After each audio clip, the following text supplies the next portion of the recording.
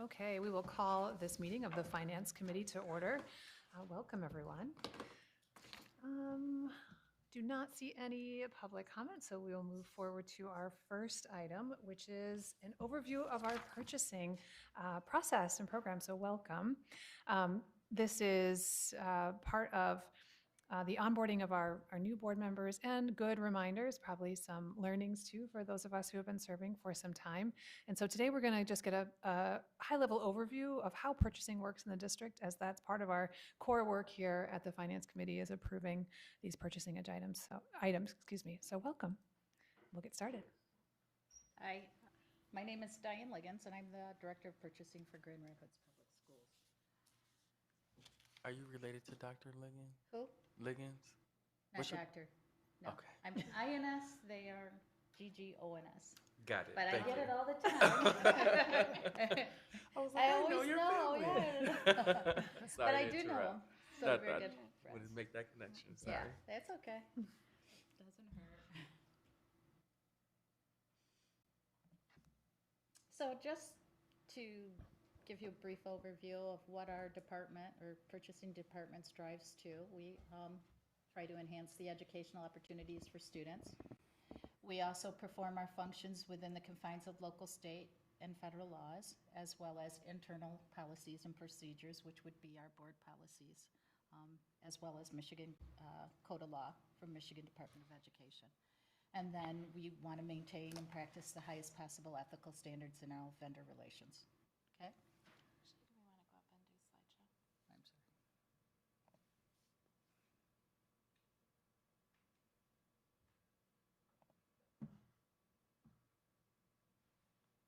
There you go. Sorry about that. Just, okay. Now, when I talked about how we also follow our policies, internal policies and procedures, I'm referring to some basic policies that we have. I've identified the 3660, which is our bid for bids, quotations, and local preference. And I'm not going to detail the read, but I want to let you know that this dictates how we move forward with purchasing. Then also within, very important, is some of the vendor selection of some of the criteria that we look at when looking at vendors and also looking at bids. And these are some of the items, you know, besides comparing specifications, we look at performance, service, quality, delivery, price, responsiveness to us, responsiveness to the bid or the quote that's being provided to the vendor, experience, communication, and the availability to the vendor. So these are a lot of the criteria that's used. It's not all the time, but it can vary depending on the need or the, for what is being looked at, okay? And if I'm going too fast, you're gonna tell me slow down, because a little bit of nerves comes into it, okay? So, before I go back and I show you this, so we have three types of purchases. We have purchases that are under 10,000, purchases that are between 10,000 and 28,040, and that magic number is the bid threshold in which MDE says if your spend is over $28,040, you have to put this out to bid, okay? And then the $28,040, it's such an odd amount, but it changes every year, and we know that dollar amount for competitive bid threshold around late October, okay? So then we set that guideline, and we set our e-purchase system up so that it's also a trigger if I didn't know something when it comes into the purchasing department. I see it's over 28. It gives a little red flag for me. So there's something that I see that not everybody else might see within our system. So those are the three type of purchases that kind of drives us. Less than 10,000, and this is just a little overview of how it can take. So by the time it comes to me, it's coming in as a purchase requisition, where it's initiating purchasing to put a purchase order to the vendor. And then from there, we send a purchase order to the vendor. The goods and services are received. From there, once they go in and they receive the goods, then it's matched up to the PO. So the invoice will come into accounts payable. Accounts payable will look to see if there's an existing purchase order out there for this request that's being asked. If not, then that might stop the process because we need that purchase order. So we're just not going to make a payment to the vendor without a purchase order in place, okay? And that's what we're trying to educate to everyone, that the invoice shouldn't come in before we actually initiate and say we're authorizing the purchase, and that's what that purchase order does. Once those two are matched and everything's in alignment, then the payment will be processed to the vendor. And this can take up anywhere from 1 to 4 weeks in the realm of things. It just depends on how everything is set up to let go. And for that. From the next step then would be your, why does that want to move? I'm sorry. Okay. From the next step would be the purchases that I talked about from 10,000 to 28,000. So this doesn't require a bid, but what we do want is that the users are going out there and looking at other vendors in the process. And this is just the best value for public funds, and it also prevents favoritism, that you're not continually just giving it over to the same vendor time and time. And it just makes good business sense, okay? Then, from the step of the $28,040, this is when it triggers. We kind of have to stop, and now we're gonna ask the user, okay, this needs to go out to bid, all right? And like I said before, my directive comes from MDE, where they set the competitive bid threshold requirements. May I stop you for just a moment? And we're Sorry. talking about goods, right, not services? That is it correct. just I do have that in there for Great. you. Yep. Because also MDE also directs to us what really we're required to put out to bid. Excellent. But we do a good faith effort, and at times, if there's enough planning, we have put services out to bid, different types of services. Thank Okay? you. Question? No. Again, this just goes more in detail about the 3660 bids, quotations, and local preference. Puts it all in a nice package for you, which I've summarized in the other pages that I just talked about. But this is the formal process from the policy of saying you need to do this, and the requirements if something goes out to bid. Vendors have to submit a Iranian familia statement, debarment statement, and then also we do give local preference, 5% to local preference as well. But these are the mandated documents that need to come with each bid that is submitted to us to make certain that they are in compliance, because we do not want to do business with someone who's been debarred, Iranian, or they have to bring to the surface if they have familial relationships within the district. So it has to be brought out to the attention at the time they submit a bid. And then what the whole competitive bid process does, it's just really, it's transparency. You know, you're using not only district funds, but taxpayers' dollars, and the better way of competition is to make certain that that we're all transparent in what we do, okay? And again, competitive bid aims at, it aims at giving us the lowest prices, stimulating competition, and prevents favoritism. So, when at all possible, competitive bid is great for everyone. Now, these were kind of what Jen was talking about. So these are the areas of purchases. So procurement of supplies, materials, and equipment. Board policy governs our procurement. Must obtain a single transaction over 28,048, so that's where a bid comes in. School board must approve, and the finance agenda in the board, that's where that approval process comes in. So we may award it, but the full award doesn't come in until it's gone through the proper channels of going from finance and then moving to board for final approval. When a vendor submits a bid, they know this requirement. So our recommendation is to award it, but then they are told that it has to go through finance and board, and final approval comes after that date. So everyone is clear on the expectations, so we just can't award it without going through the process. Exceptions of having to go out to bid is if that vendor is a part of, if we purchase through a state cooperative bulk purchasing program. Because what those programs have said is, or what they are doing, is they are doing that competitive bid process for us, okay? Can you give So, us an example? What would be something that we purchase through a state cooperative? Or do we? our furniture that are in the schools. Oh, perfect. Okay, thank you. Yep. So the vendor that we utilize, Interface and Smith Systems are part of the My Deal. Very So, good. and then for construction repair of school buildings, that does have to go out as well on the purchase level of 28,048. And I just see a little typo there, so I apologize. That's okay. Okay, and then except for emergency repair situations, that's overturned by the superintendent when it comes to emergency repairs.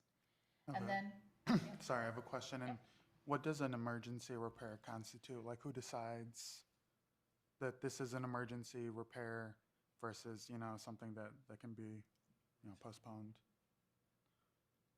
it's usually directed by, That's what I was gonna say, Yeah. just the last one that we recently had come up was the Wallet Central. Central. And knowing that if we didn't start the process sooner rather than later, there was a bigger potential for that wall to not come down intentionally.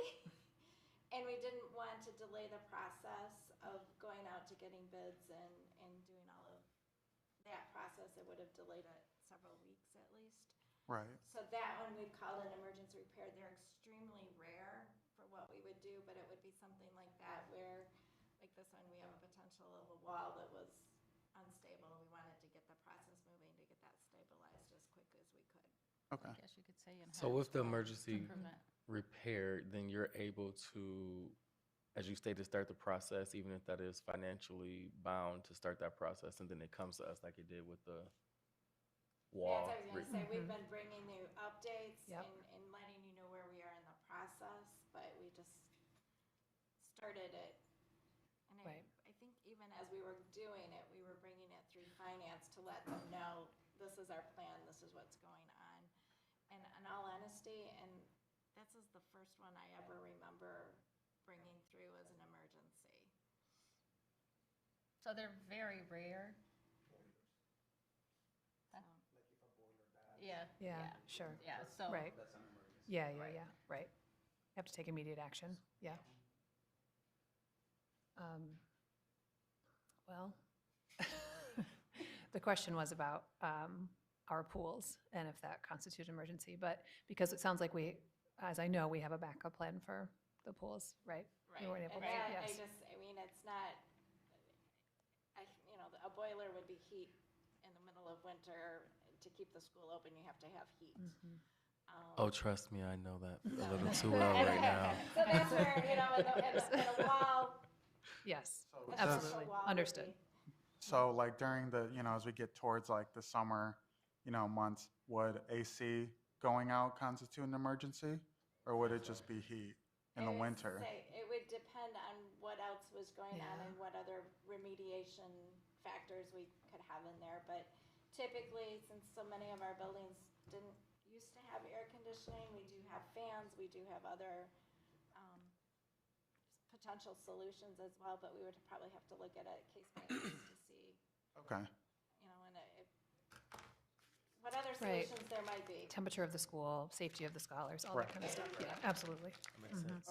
Yeah. But we still have to get the superintendent to sign off on it to say, validate that it's an emergency Right. purchase. So it's not something that we can say and it's our opinion. It's still, final approval comes from the superintendents. Okay. Thank you. Okay? Yeah. Sewer line breaks, things that will prevent school from really happening, those big emergencies. Great, good context, thank you. And then services, we are not required to seek competitive bids. Why is that? It's a state require, or This is- it's not required by state. So Right. state of Michigan determines what must be bid, and it's only goods and Correct. So it's a, materials, yeah. it's a parallel, you know, we follow Michigan Department of Education, but then we also incorporate our policies. And like I said before, we may not do every service, but we do try when we can, because it does thrive competition and it does thrive good pricing as well.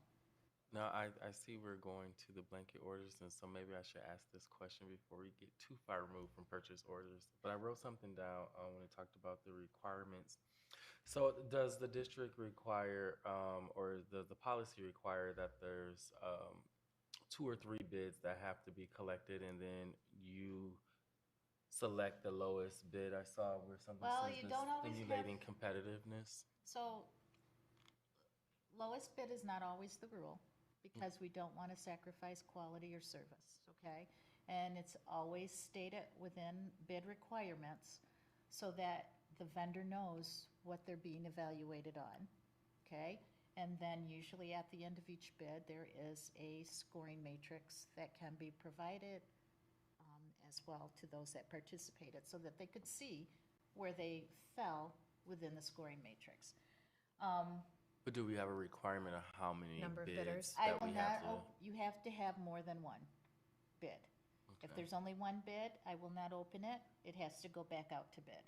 Okay, so it does have to have more than one. Okay, thank you. Okay, You answered my question. are you sure? Okay. So yes. Now, maybe in private industry, but they would never know, right? Okay. Oops, I'm so sorry. All right. So then the other types of purchases are blanket orders. I hate to tell you this, you can't really go without just saying this out loud. I had to put a lot of thought into it. But some goods and services are provided by vendors on numerous occasions throughout the school year. It's repeated payment to that vendor, and this is where also it makes good sense to do a blanket order rather than to continually send a purchase order every time an invoice comes in. And you think of some of your higher spends like trash removal, language translation, things like that, that have that repeated. And what you're doing here, when you do a blanket order, is basically you are looking at past historical procurement, past experience, and the fact that it's a recurring expense. And you're projecting out with a reasonable amount of certainty what's going to happen for next year. And so right now, I'm sure you've kind of heard the budget planning process. That's what we're doing right now, is projecting that amount of spend that's going to happen for next year. And that's where the blanket order comes in, and it will be sent to the vendor. So it kind of is used to streamline procurement and the budgeting process by eliminating the multiple needs of purchase orders to the vendor. So it's usually that high amount of spend that's on a regular basis. So these blanket orders that we vote on, they're set for future They're set, services, or they're set for services currently happening, and we expect that we continue to do work with this vendor, or how does that work? it's set for services that we plan to do in the next year. In the next year? Right. Okay. And each year it's evaluated. So On an it's not academic that year we're going to basis. send them a blanket order for 3 years. It has to be renewed each year as we look at the spend. So, okay, I'm just looking at this, purchasing agenda, increasing it by, what was it, 84,000? Yes? By 84,000. So we're expecting that much more of services needed for the next year, not current No, service? for this current year. It is So for the this ones that are going on the agenda now. Oh, are just is- modifying the, It's yes, modifying. okay. So what Yep. happened is something could have happened during the year that when we were looking at trend-wise, didn't know it was going to happen. Right, You have a hiccup in the system, and so now we need to go in and adjust to account for those services. So we ask for your permission to increase the blanket so that we continually can get the services by this vendor or fix the issue that we might be having that we did not forecast or did not foresee. So it's those hiccups that come in the middle during the year that we were not aware of. Right. And those are the things, so And we so- try to be as best as we can, but, you know, things just, you know, when Right, it goes, right, it it's goes, unexpected, right? yeah. And it's okay, yeah, I understand now that this was something that was set last year, and then we're modifying the blanket purchase order from that time frame. Correct? Okay, So, thank you. right about this time too, so it's a budgeting year, Right, we will send notifications out to everyone that had a blanket order this year to say, can you look for next year and tell us what's going on? So that's a little bit of how we are building the blanket orders for next year, which will come to you for approval.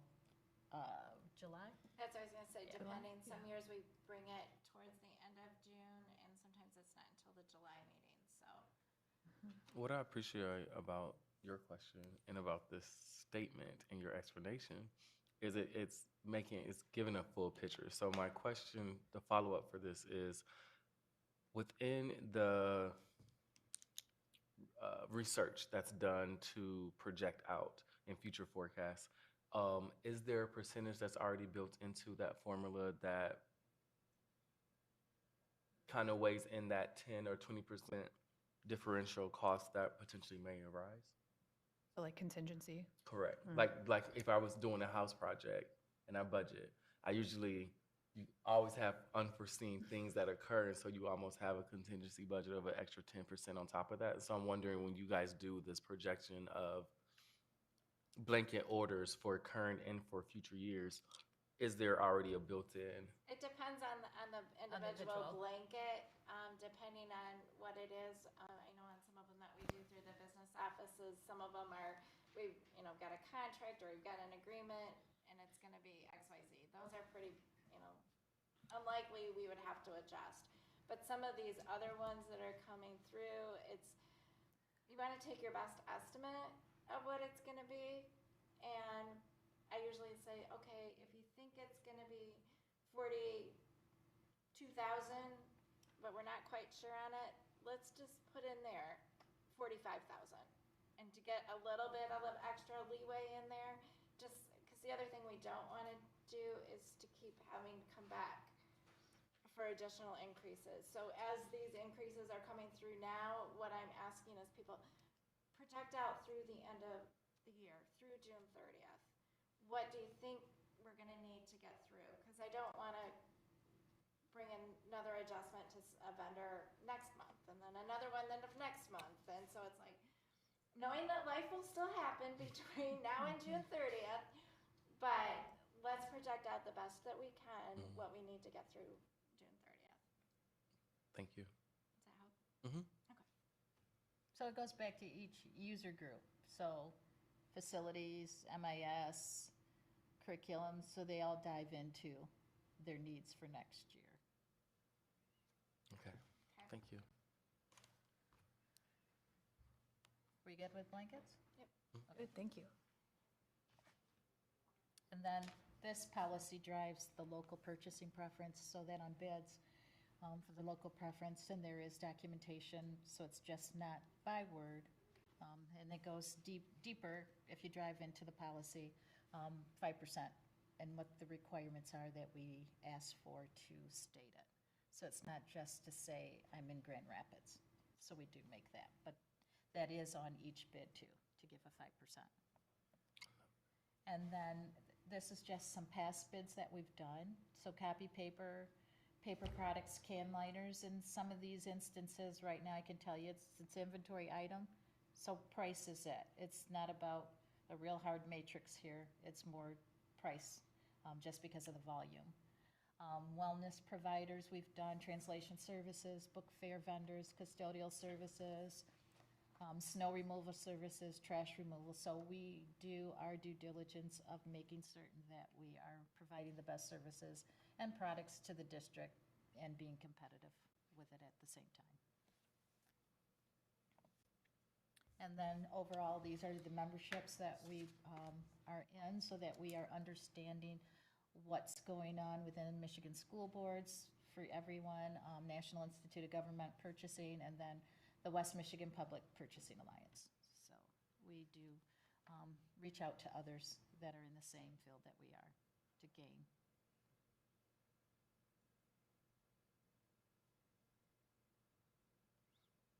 That's it, yeah.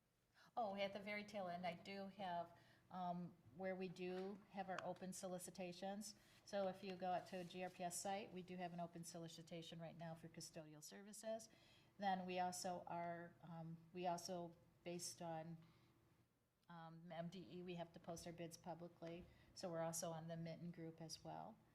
And then MIS uses Bonfire, and Facilities and Construction's mandated to put it out on Sigma. And then also, as well as advertise in the Grand Rapids Press. The minimum amount that we do have to keep our bids is at least 2 weeks, but in some instances, 2 weeks is not long enough depending on the service, so it can be out there, I think, for custodial services, it's out there for 1 month. So the minimum is 2, but it really depends on what is being asked to be bid to make it really understanding that the vendor can get the information back to us the right way. What does MIS stand for? Management Information Information Systems. Or technology. Yes.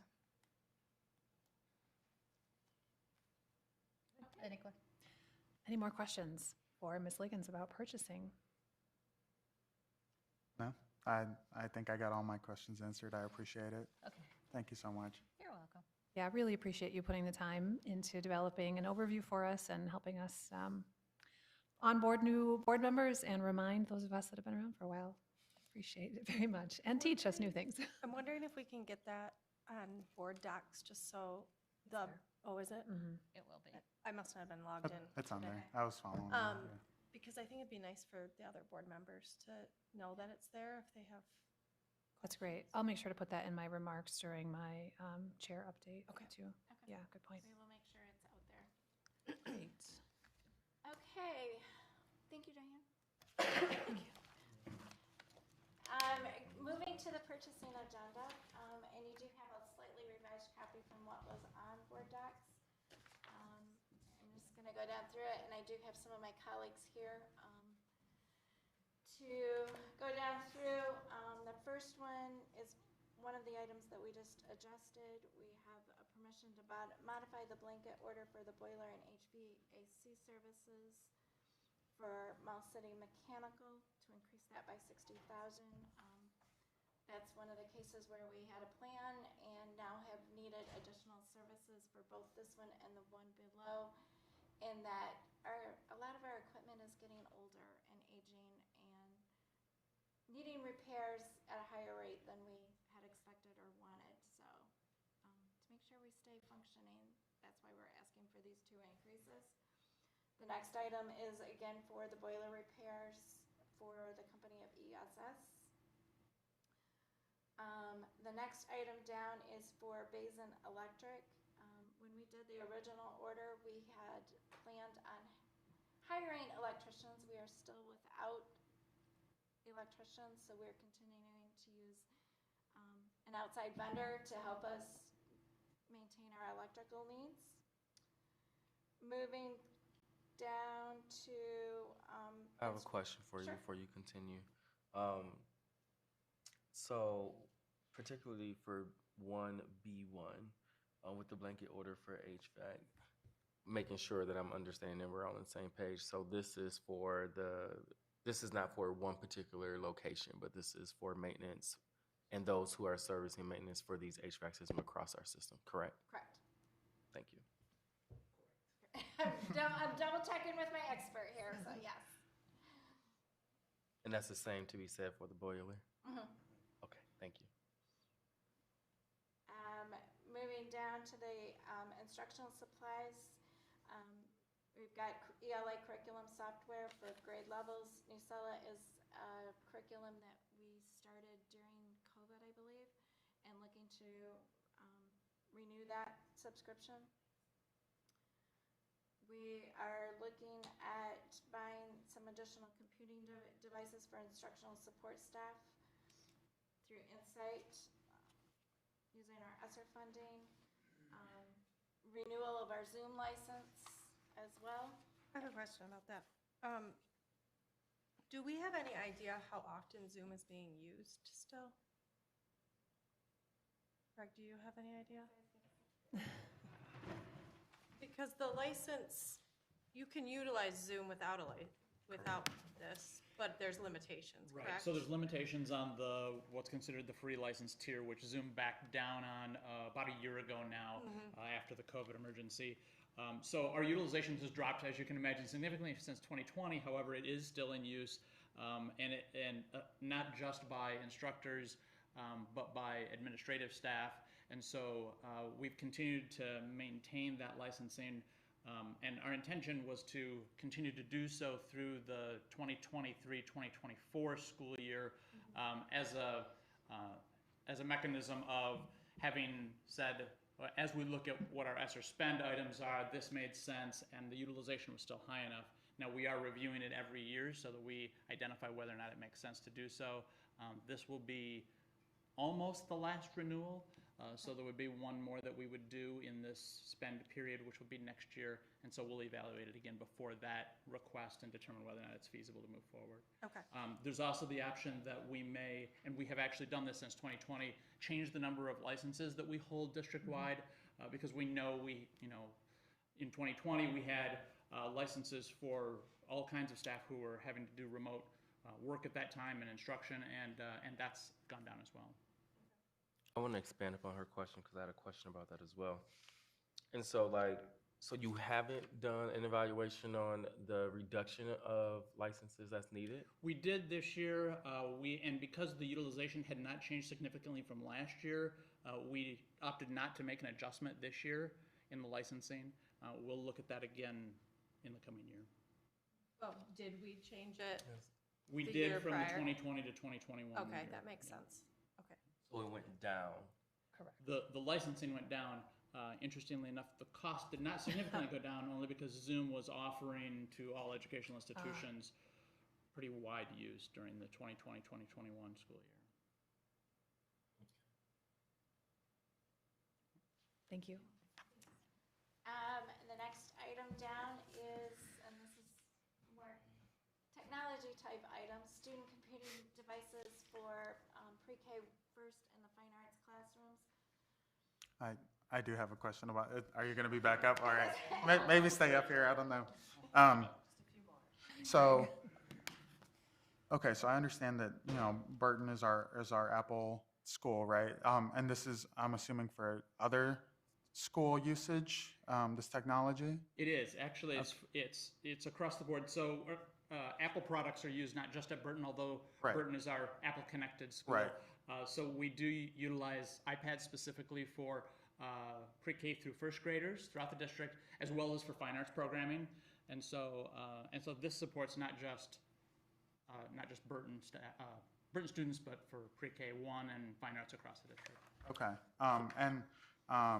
So is there a specific reason we went with Apple products versus other products, since Windows is more widely used in the district? Yeah, so, and actually, for student use, for 2nd through 12th graders, Chrome OS is what's being used, so it's Chromebooks really for all of those students. Okay. Yep, and then, so we actually had done a study in 2008, 17, 18, I'm trying to remember exactly when it was, right around that time, regarding the utilization of student devices, and this was as part of our 2015 bond spend. And at that time, we actually, from an administrative perspective, always loved the idea of being able to ease administration and the user experience for all of our students. And so we like to look for platforms that we can utilize across the board. As we looked into that, at that time, it was clear that at the pre-K through first grade level, the touch experience coupled with the presentation of the iPad apps was a more on-point usage for that group. And so we settled on that definition at that time and have kind of grown that as we've gone through our student device deployment in the last few years. Can I add to your question? Yeah. So the last finance meeting was brought forth a ESSER fund request for Dell technology and bringing over 100 and, if I'm not mistaken, 144 plus $1,000 towards computer equipment. So how is this different from what that previous request was? Right, so that request was for devices for 2nd through 12th grade students. This is for pre-K through first, as well as fine arts classrooms. So so our student device inventory is a mix of iPads and Chromebooks. And at the pre-K through first grade level, as well as in fine arts classrooms, we implement iPad devices. And in 2nd through 12th grade classrooms, we implement Chromebook devices. So that Dell purchase was for Dell Chromebooks. It was part of what we had looked at when we first started looking at ESSER spend, where we would be in terms of the age of our fleet of devices, whether it be iPads or Chromebooks, and then what we would need to purchase throughout the course of the ESSER spend. And so that was one of what we think is going to be one of the last expenditures we'll be able to upgrade and maintain that fleet for 2nd through 12th graders in the district. So just one more question, because, well, I'm going to have questions about some other of the, purchasing agenda items. Is there a way, and this is, I guess, more for Rhonda, to have like a list of expenditures and, the reasons, I guess you're explaining it now, but, I'd like to maybe have like, oh, it makes sense that pre-K and first grade or pre-K through first grade use Apple products, iPads specifically for this reason. And I don't want to just like always ask questions. And, if I could have the information beforehand, is that possible that we could? I guess we'll work on maybe expanding the explanations in the Right. purchasing agenda. That'd be more helpful for me. I don't know if anyone else that'd be more helpful for, but yeah. Okay, we'll work on it and expanded explanations in the agenda. Okay, thank you so Thank you. much. I'm gonna jump down to item number 6 with Craig, as long as he's here. If we've got any questions on the storage and charging carts for student devices across the district through Presidio. Yeah, I do have questions. Because it's just, as I'm looking at this, like I really track numbers quite well, personally. And so for me, is this in correlation to both this request and the previous request, and what is the details of that? Because it seems like this is an excessive amount towards one particular area with two different asks, which was not by accident. I'm assuming that was intentional to break that up. So it's just, I'm trying to track what is happening. Yeah, so for the iPad purchase, we actually have included charging carts with the iPad purchase, so that's bundled in that purchase. For the previous request of Dell devices that you approved last month, that was for just the Chromebooks themselves. We're really maintaining the stock of Chromebooks that was purchased 2017-18 initially, and the carts that are the charging carts were purchased at that time too. Now, we have done updates to our student devices throughout the courses of the years since 2017 to try to maintain that. However, the carts have not been something that have been updated, and we have found that, well, really two things have happened. One is we have, because the models of Chromebooks have changed over the years as we have purchased new models, that the way the carts just physically work have not been conducive. That coupled, of course, with the fact that they're aged and they get used every single day, and so they're in the position where now we need to do an upgrade. As well as the second item is that as we've been doing one-to-one computing, we find that with less remote learning being done now than there was, of course, being done 2 years ago, that a lot more use of carts in classrooms is actually taking place than, students having them in a backpack all day, every day, sort of a thing. And so because we're finding more need for carts, we want to make sure that those carts are operational and that they have the right kind of chargers in them and all that sort of thing. And so this is our opportunity to really do a refresh in that area. So this is going to be my IT ignorance. Can you explain carts? Because I think I meant something else when I was hearing that. Okay. So when you say charging carts, what is that? Yeah, so it's physically a rolling cart that's about that big. That's what I was And it holds, for Dell, it holds about 36 units. They've Okay. got chargers embedded in them. The whole cart plugs into correct. the wall. Plug in and it has the green, red Yep. lights Yep, that yep, tells you you got if it. they're You got it, charged. that's Okay. it. I was making sure I was on the same page. No, I was like, this is not making you sense got to it, me. yep, Okay. absolutely. Thank you. So is this more geared towards those Chromebooks that are utilized for testing purposes? Because I know that students do have we try at least to have a one-to-one, technology use for our students. So, and they have their chargers in their backpack as well. So I'm just trying to, So it's actually both. Okay. So students don't always have their chargers in their backpack. right. Yeah, no, absolutely. And, That's nice. and also during the day, we have found less damage and less loss of Chromebooks if they're stored in carts in classrooms during the day. And so more teachers have detected that, and they're taking advantage of that. And so we Right. want to keep those carts that are out there refreshed. Okay, absolutely. Thank you. You bet. Great. Okay, thank you so much, Craig. That was all for And IT. that's what I was gonna say, and Craig needs, if we don't have any more questions, Craig needs to, leave. Thank you. Very good. Thank you. Thanks, Craig. Yep. So I'm gonna go back up to Project Lead the Way, and this is a program that we have in several of our schools already, but looking to expand it to Southwest Middle High School. It's a STEM-related type program. The next item down is Book Nook, and this is a high-dosage tutoring model. It's one that the state of Michigan also has had a grant to utilize Book Nook as a tutoring program. And I've got Jonathan here, and I'm going to ask him to come down because he can explain it better than I can. But it's one where we've been talking about this program, knowing that high-dosage tutoring is a need for our scholars, and looking at how we can provide that service. So I'll let maybe Jonathan just walk through a little bit. Sure. Thank you, Rhonda. Good afternoon. I'm Jonathan afternoon. Harper. It's a pleasure to be with you. I'm the Director of Curriculum and Library Media Services. As Rhonda mentioned, Book Nook is a company that offers high dosage tutoring. And when we say high dosage tutoring, it means that scholars would be assigned to a tutor, and then Book Nook has a proprietary dashboard that they use to deliver tutoring content aligned to our scholars' MAP growth data on MAP reading. So from a reading perspective, it's specific to literacy and reading. As Rhonda mentioned, the Michigan Department of Education did have a grant that was supporting Book Nook tutoring statewide, and is really, the Michigan Department of Ed is really promoting this particular company for their services. They have statewide actually adoptions in several states across the country and service some of the largest districts across the country as well. The way that the high dosage tutoring functions is scholars,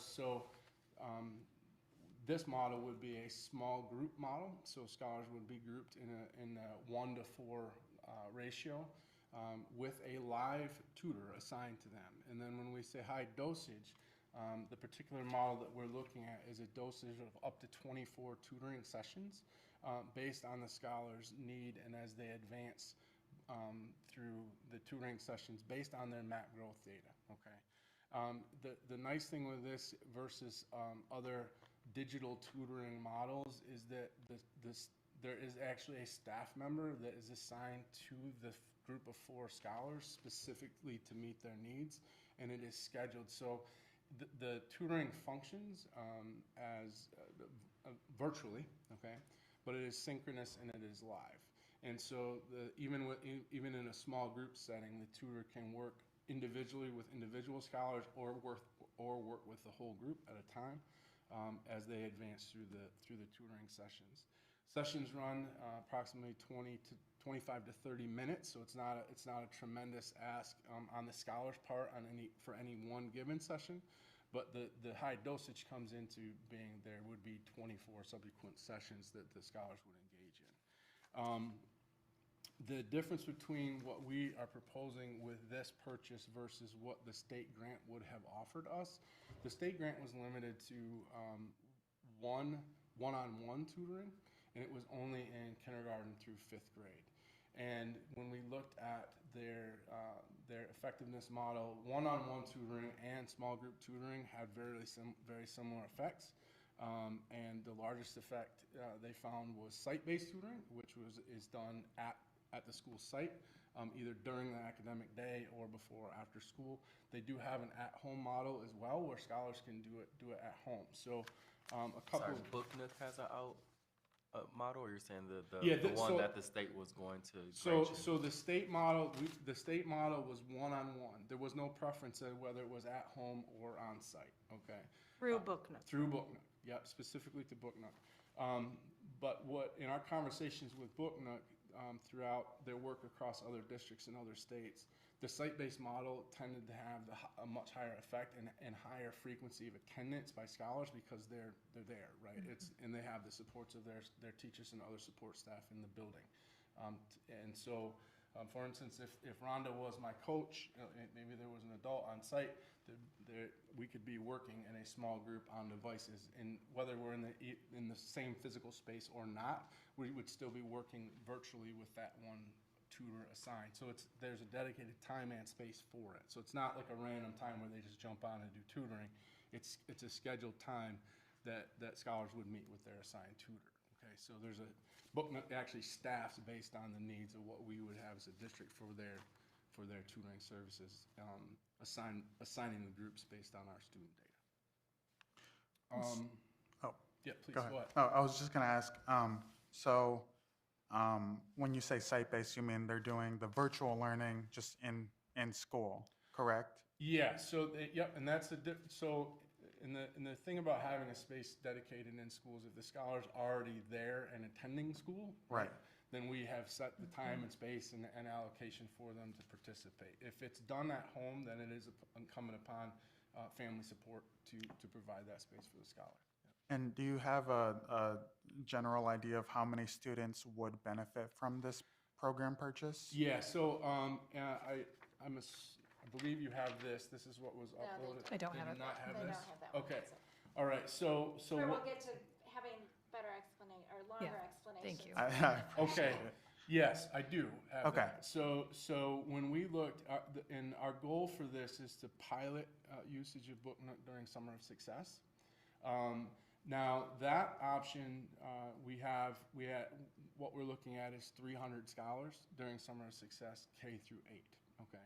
It would still be a small group tutoring session, all right? But it will not necessarily be limited to scholars and families that opt into the Summer of Success on-site model. So what we will do is have, for that summer program, a dosage of 16 at a 1-to-4 model. So there will be 16 tutoring sessions during the summer program. So there's a line on here, and I didn't know that they didn't have this. Yeah, So, that's it. yep, so there 300 scholars is the target for Summer of Success with high dosage tutoring. When we look at, for the academic year for the 2023-2024 calendar year, okay, our academic year, we're actually targeting scholars that are at or below the 40th percentile on MAP reading. So that's the invitation. So we are going to promote and market this to our scholars and families. But during the academic year, it will be site-based during the school day.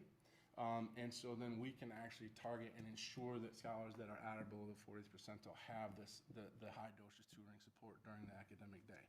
The one thing that we are still working on is the model during next academic year for the middle school component, because the middle school obviously is a little bit different than elementary. And so we're working through that model right now very closely with academic EDs, and Dr. Nelson oversees the comprehensive middle. So just making sure that we're meeting the needs of the different schedules at the middle school. But in elementary, this would be built directly into the intervention time in an ELA block in a classroom. And for the students or the scholars that fall below the 40th percentile, do you have a number for that, an estimate? Yes, and this number is the same number that we use for inviting scholars to participate in our intersession. So we're using that, our winter intersession, winter break extended learning. So we're using that number as a guide at this point. And this was updated after our winter MAP growth data that was just available here, I think at the beginning of this month. And so just over 4,700 scholars is what we're looking at for the 23-24 academic year. And 300 scholars as a pilot group during Summer of Success this coming summer.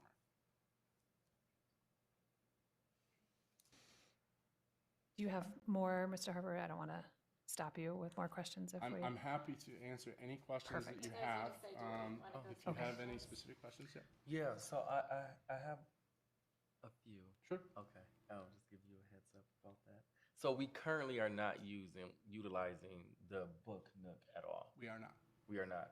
And for clarification purposes, you stated earlier that the state had a grant or There was a state grant. that they would have okay, covered the cost for the one-on-one? but it would have been only one-on-one tutoring, and it was only kindergarten through 5th grade. And as we looked at the needs based on the numbers that we have, and we looked at the effect of basically effectiveness between the one-on-one tutoring and the small group tutoring, coupled with site-based tutoring, the effectiveness was equal. So we want to make sure that we can service as many scholars as possible with this program. That's why we went with the 1 to 4 small group model. Had we done the state grant, that we would be limited. The other thing is the state grant did not cover grades 6 through 8. It was only K-5, and we want to make sure that we're servicing scholars that need this support kindergarten through 8th grade. So, if we haven't, I guess my question is, previously I've seen some other things that have come up, and there's been an intentionality to like pilot. And if we had a opportunity to pilot at no expense to the district initially, I'm almost wondering, why did we not take that route before doing a purchase with something that we don't know will be effective? Yeah, the state grant was limited to the end of this academic year. So it doesn't even look at next academic year. So that was one of the challenges as well. We've been looking at it now and there was a line item that actually, it wasn't approved until very late. And so the dollars would have been from like second semester through June would have been what was available. So the grant will be no longer after June. I don't have that information. I know Oh. that they're working with the state potentially to offer an additional grant, but at this point, I don't know that there will be another one. from the Okay. state. But there is validation of the tool based on the, certainly MDE's review of Book Nook and the effectiveness in other Yeah, and similar peer they're- districts. They service hundreds of thousands of Yes, scholars across right. the country, and they've got, I mean, there are full state level adoptions of Book Nook as a Absolutely. primary tool. Yeah, thank you for that. So I would say I was one of those weird students, and weird I mean in a good way. Meaning that I was like one of those avid learners that's just like to learn. And so I do appreciate the intentionality behind those who are the 40% and below. And so I'm assuming that they will have some form of a mandated process to be put into this type of programming, but is that yes? Yeah, in particular for the 23-24 academic year, right? So while they're in school with us, right, that would be the mandated tutoring support during intervention time. But if I did not fall in that 40 percentile range, could I, if I wanted to strengthen my skill set in whatever area, could I volunteer myself as tribute as a scholar to seek any additional services, or is this only geared towards those that are in that 40 percentile? That is a wonderful question. And the way I would address that is we have other tutoring supports and not only for remediation, but also acceleration that are available to scholars as well. This would be specifically targeted to For the 40%. our readers that are struggling, that we have data to support, they need that we need it. And it also very much connects to our strategic plan, right? So we have said that one of our primary objectives is increase literacy, and that's the intent of this one. But if you were a scholar, as you described, that we're looking for additional tutoring and support to advance, right? We have multiple other, this is not the only tutoring that we have available, but this would be very specifically targeted for those scholars that are struggling. Thank you. And so, again, I apologize for all these questions. 1.6, almost $1.7 million is a lot of money, to come out of ESSER funds. And so I just, want to make sure that I have a full understanding of, and maybe I won't even have a full understanding, but as much as I can regarding this, this program.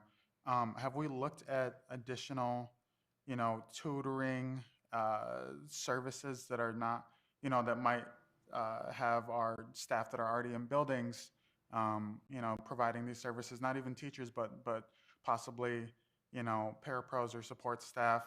Or are we looking at any other local tutoring, programs that are available here?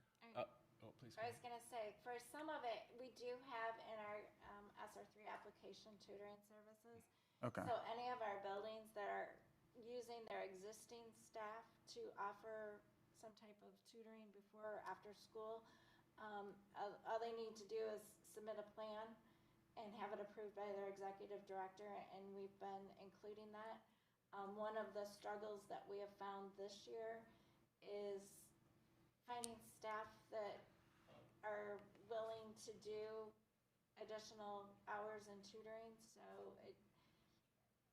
Yeah. going to Book Nook, it's just like another layer of supplemental. There's some buildings that have been able to start to after school tutoring programs, for example.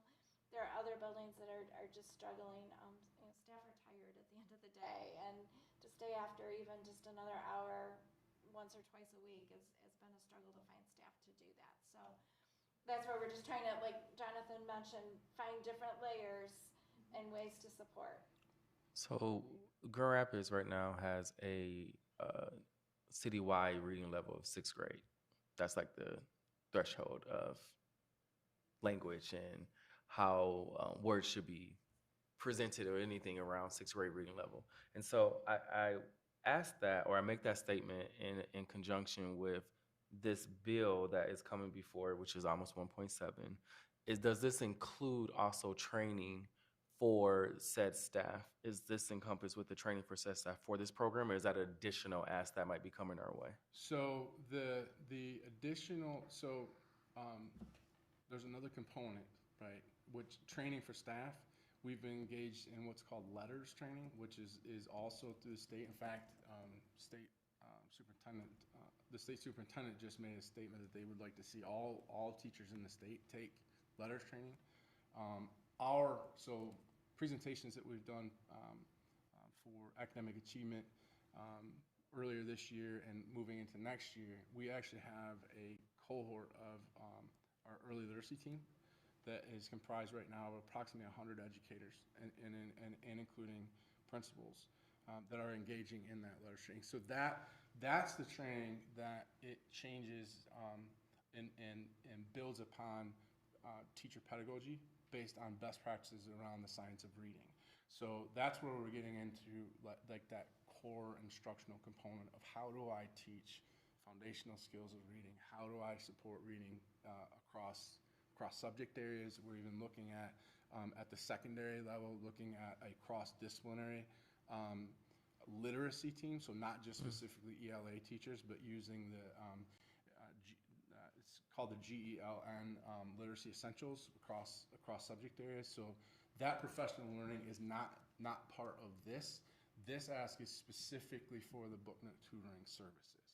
Not including the training for But the it Book does Nook have services. professional There is a professional development component just for the adult that is part of the facilitation of this.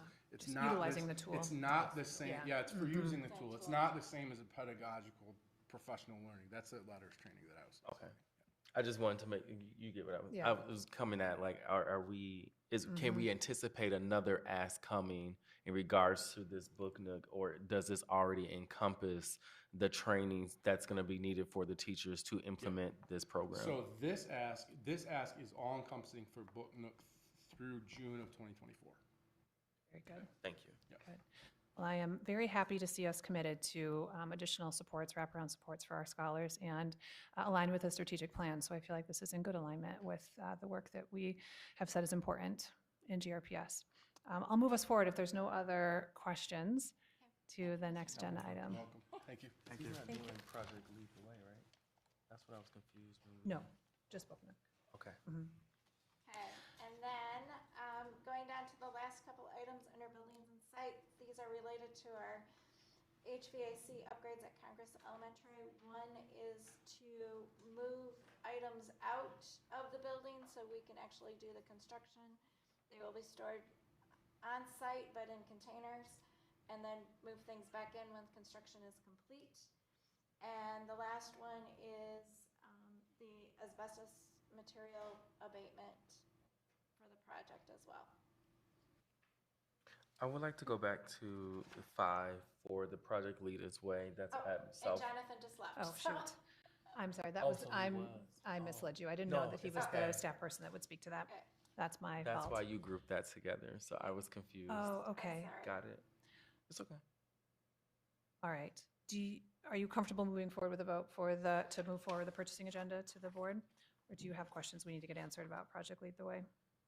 I feel like you might be able to answer this. So I'm going to I ask can you. try. So I just wanted to know, I saw that this is at Southwest Middle and High. And this, you stated earlier, alluded to that this is STEM related. And so my question was, is this for all students, or are these for students that are able to opt into who are like, I say STEM tracked, because you can be like very specific in what you want to do in STEM? It's my understanding it will be like an elective class at Southwest. So maybe not every student gets it depending on the grade level. But I think it would be an option for them. I think that's the way it's been operating. Westwood has had it for a number of years, that it's an option for an elective class. And so this is for this year and going into 2023, 2024? These, I believe it's actually planning ahead for next year rather than starting second semester. To Jose's point, if it is something, I don't know if we can have that too, if it is something that's projected for next year, that sure. would be good to know the distinguished difference between what's year. happening now, or what's Sure. being requested for this current and amended for this current versus what's being projected and asked for the next following year. But thank you for that. Yep. So yes, I'm okay to move forward. Okay, wonderful, thank you. All right, well, I will entertain a motion to move forward this purchasing agenda to the board for approval at the next board meeting. So moved. Second. All in favor, say aye. Aye. All opposed, same sign. All right, that carries. All right, back to my agenda. So we have a few donation items to review. Yes, our first one is similar to one that we had last month. We've got Fox 17 did a Scholastic Book Fair, planning to do them at Kent Hills and East Leonard. Great. May I have a motion to approve this donation request and move it forward? I do have a question. ahead, yeah. Before the motion. I'm curious to know, when we get these type of donations that come in from, just like last year, could the ESSER, any point or any part of the ESSER funds be used to match this, or to provide additional aid towards this initiative? I was going to say, it depends on which type of program. We do, as part of our ESSER application, we do have a plan for every student to get 5 books. So it's not specific like this Fact 17 one, but we did do, and when Ms. Liggins was here and talking about doing a book fair type thing, that was to get 5 books for every scholar. So. I think to answer your question too, we must have our ESSER application approved by MDE. And so everything has to go through that process. So it would be difficult for us to react quickly to a donor, to do some sort of matching grant, because it would have had to be approved, right? Right. Prior. Yeah, so more, Thank you. challenging, yeah. Thank you. Okay, may I have a motion to move forward this donation to the board? Motion. Support. All in favor, say aye. Aye. Aye. All opposed, same sign. Motion carries. All right, one more donation for Okay, consideration. So one more donation for Cesar Chavez. They've had a local business reach out to them and would like to support their 5th grade scholars in monthly events, whether it's an educational field trip or a star party, which is their acronym. PBIS. Yeah. Mhm. And there are some examples there of what these items will be used for. Any questions on this one? Are we invited to? Any one of I these? saw the Sky offerings and I Zone was like, or- is there a possibility that we could be? No, I'm joking. Go ahead. Well, I could ask the principal to extend an invitation. We like to bounce with the Yes. scholars too. All right, may I have a motion to move forward this donation, please? Motion. All in favor, say aye. Aye. All opposed, same sign. Motion carries. We'll move forward to our reports. Our January financial statement report, please. And I say, at this point, I don't have a lot of comments about the monthly financial statements. Everything is tracking where I would expect it to see. One item, and it doesn't show up here, but it will show up on our next monthly report. Our consolidated application was finally approved in the month of February, so we are now finally able to do a cash draw for our title programs. So where if you look on there, our financial statements show as more of a cash basis. Our federal receipts under grants is very low. That will come up with this large cash draw that we were finally able to do in February. So everything else is tracking as I would expect it, and unless you've got questions, I won't go into more detail there. I hear none. Let's move forward to our bond update. All right. Mr. Smart?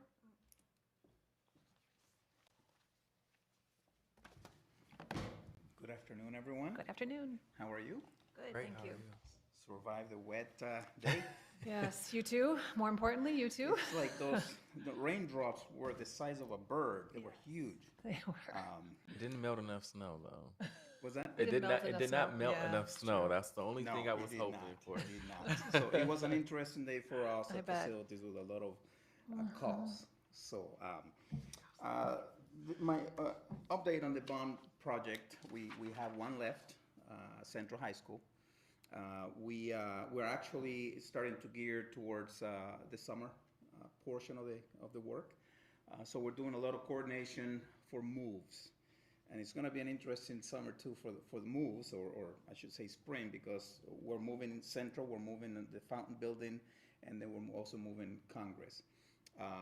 But Central is still, the deadline is the same, has not changed, which is January of 2024.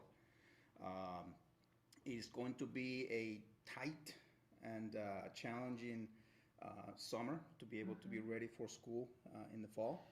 We actually had a meeting today about that. And they are already starting to look, by they, I'm talking about Rockford Construction, or CM, is starting to look at putting some of the trades on second shift.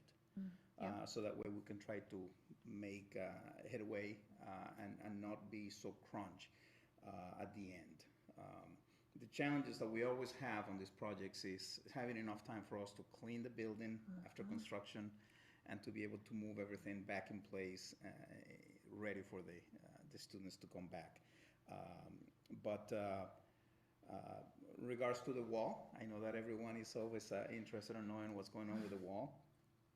We have asked the design team and Rockford Construction to look at 3 different options to repair this wall. We have been focusing on just one, and I felt, along with my team, that is not necessarily in our best interest to only focus on one solution. So they're looking at 3 possibilities. One is to rebuild the wall how it was with masonry. That one has some very, very tough challenges because the building codes today are not what they were 100 years ago. So that's going to require some extensive work, but they're looking into it and they're pricing it for us. The other option is do a stick construction, just build the walls and, with studs, and then do the brick veneer. And they're also pricing that for us. That one is possible. It doesn't seem to be as tough as the masonry one. And the other option is the pre-manufactured panels, which they will be built locally, and then they will be brought and assembled in place right on site. The foundation work is already going on for the shoring work. We're still expecting that that's going to be done this coming month. To be able to proceed with what we have to do after that. After that, then the wall will come down by our choice. Yes. When we Not want Mother it to. Nature, Yes, right? the way we Yes. wanted to. Yes. And then we'll start the rebuild. The wall project by itself is not going to extend the duration of the project. We're just bringing in additional trades. And actually, Rockford has another team working on this, so that way we can continue to work towards that target. At least that's how things are looking right now. So if you have any questions right now, I'll I be glad do to have a couple questions for you. So I recall us. So let me ask you this way: do you anticipate an additional ask in regards to the funding around this wall coming towards us? Because I recall us approving some funds already towards that wall, which some of these things that you just mentioned was also laid out in there. So I guess I'm trying to anticipate and understand what is different from this update that you've already previously provided and what costs associated will be coming our way, because I Okay. thought we already approved some Well, things in like Design. it was the design. Engineering and shoring, Yes, right? you approved the engineering and the shoring. So regardless of which approach we take to the wall, we still have other things that will have to happen regardless of what technique we use. So there are those other things which will, will be demolition, is going to be crane rentals, is going to be the shoring, is going to be prepping the stage to receive the shoring and to be able to have the equipment. Shoring is like stabilizing. Yes. Yeah, Yes. just- Thank you for the Yes, construction yes, language. yes, I thank you. lean on Thank her a you. lot. I'm like, Thank thank you. you for the construction Thank you. You're language. welcome. You're welcome. So no, we have not received a final number yet. We're still trying to get that information. What you did approve were those type of emergency things that we had to do. Got it. We had to stabilize the wall. We had to get the engineers working on this immediately. So that's what you already approved. We have not brought forth a total cost. And yes, we will come back to ask for more money. This was something that was not part of the project. The original project, We yep. did not anticipate any of this, so it's all new construction, or new, I shouldn't say new construction, it's all new scope that we will bring forth to you, and I'll try to give you as much detail no. as you need to. So make I'm it going to ask complete. you and you, I'm looking at both of you as our construction experts in the room with your engineering background and architect background, and then with your excellence and with all things that you do. So typically, is it safe to assume that when a bid is going out to any form of a construction company, that crane cost and other costs that you listed is already encompassed in that request for services? Well, Depends. well, Because I'm Yeah. like surprised if we would have to pick that up. yes, it all depends. Because this was unforeseen. We had no way of knowing that was not part of the prices that we received initially. But it will be part of the new price just to repair the wall. Yeah, it really depends on how so if you had a traditional project with a scope, a contractor would rent a crane as part and put that cost into their bid. Yeah. Was the crane separate in this shoring project? Was it a separate expense, or was it included in the demo or Well, masonry bid? what we have been asking Rockford Construction is to give us line by line cost. Okay. So that way So we Rockford rented the crane, begin yeah. to see exactly where the dollars are going. So usually, yes, you're absolutely right. Yeah, equipment rental's Usually, gonna be in a The crane bid, will be yeah. part of their overall bid, but we're asking Rockford Construction to give us a line by line cost. Because, Well, I'm glad Yeah. that you're on it. yeah, we need to understand where the money's going. Yeah. Yeah. Thank So- you. And looking at the three potential solutions, are you also looking at life cycle? Like how long does a masonry wall last into the future versus Fabricated prefab, one, right? yeah. Well, a masonry wall, I mean, the ones that we have there are over 100 years. And that will be the most durable, Okay, obviously, option. yeah, I'll be direct and say that will be the most difficult and the most expensive yeah. of all for us to be able to do that. The panel system, we are actually looking into upgrading some of the joints, because when a panel system, I couldn't tell you how many years It lasts, but the challenge with the panel systems is the joints, because you have this, 5-6 foot panels, and they put them next to each other, and then you have this joint. And usually, the most economical approach is to just put a caulk there. You put a backer rod, which is like a rubber hose, and then you caulk that, right? But that requires a lot of maintenance. And if we don't stay on it, then we have to have, we end up having water coming through there. So what we're doing is I have asked them to upgrade that to a rubber gasket, seal gasket, that will be long-term, and we're not gonna have that maintenance problem. Yeah. Okay, So, good. Sure. Okay, any other questions about the wall? Okay, thank you, Mr. Smart. Thank you very much. Yes. All right, I believe that concludes our Finance Committee meeting this February. All right, well, yes, thank you, everybody. Did you have more questions? Okay, great. Wonderful. All right, meeting adjourned. Thanks, everyone. Thank you. Thank you.